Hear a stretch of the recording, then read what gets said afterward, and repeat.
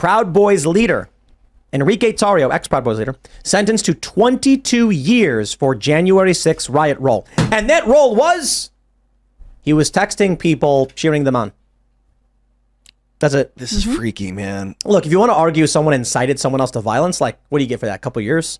If that, depending on the seriousness or nature of the crime. Charles Manson, for instance, got life for inciting those guys to go F it up. I mean, telling people to go murder somebody. He didn't say, he just said, go F it up. And they took that to mean, okay. So they went and then they ended up killing these people. And they're like, nope, Manson incited it. Manson's going away. I don't trust any of these charges. Enrique Tarrio was not there. This is insane. Here's the story. They say he's been sentenced to 22 years in prison for his role in January 6th. He was one of 6 Proud Boy leaders to be charged for conspiring to stop the certification of the 2020 election.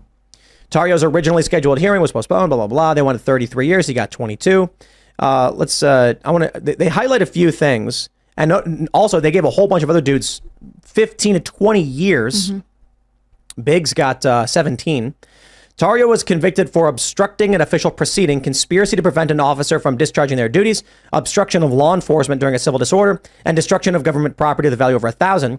Tarrio wasn't at the actual Capitol riot because he'd been arrested days earlier and he'd been told to leave the city, so he did. Apparently, he went to D.C. instead. Prosecutors say from a hotel outside of D.C., Tarrio directed his Proud Boys to attack the Capitol without him. Tarrio's attorneys have said he wasn't in contact with any members of the organization during the riot, and pointed to Nordian and Biggs as being the orchestrators of the riot. Further, they said, participating in a plan for the Proud Boys to protest on January 6th is not the same as directing others on the ground to storm the Capitol by any means necessary. And that's the issue. Apparently, that's it. He wasn't there. There was no actual plan among any of the Proud Boys to do anything. They were unarmed. Many of them just did dumb things. And if you riot, yeah, you riot, especially at the Capitol during the electoral vote count, I think you get some serious charges. But like what? A year? 16 months maybe for knocking down barricades or smashing windows. I do think it is fair to say it is personally offensive to smash the windows of our Capitol building. You know, man, I look to American history and all this stuff. I reject and despise the corruption, but it is amazing to go to DC and see all the art and all the history and people smashing stuff and bashing windows and trying to break their way in. Really, really bad. I say criminal charges, and we'll be really harsh. Let's be really, really harsh. A rioter who does this should get 18 months. Oh, they've already served that. That's time served. Okay. They've already been there. Free to go. It's so crazy. you look at these guys who this guy burned down a police station in Minneapolis. He gets 4 years. You look at some of the what is it? The Molotov cocktail lawyers. What do they get? A year? I think 22 years. They're effectively ending these dudes' lives. Yeah, I mean that's something Tarrio said today when he spoke. He said, he's 39. He said, please don't take my 40s from me. I would love to get married and have children. And you're going to. He's not going to come out. He's like what, 60? It's sad. It's sad to see someone have to be the scapegoat. I mean that's what the U.S. government has done to him. I'm gonna play the time travel game again because I love this game. Let's go back to 2017.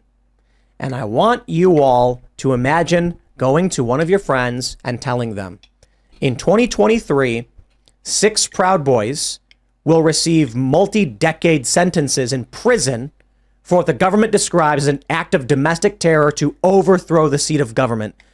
And they would laugh harder than anyone's ever laughed. And they'd say, you're a nut job. The guys singing in the bar and marching around in polo shirts and doing, what do they sing, like Aladdin or something? Proud of your boy or whatever. That's it their was. slogan.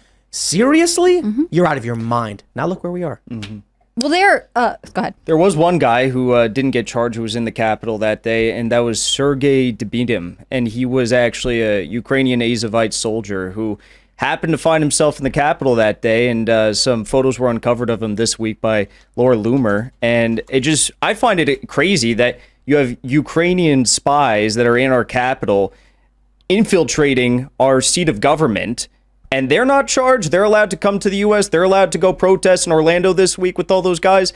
They're allowed to go back to Ukraine, but then we have, American citizens that weren't even there, and they're getting 20-year sentences.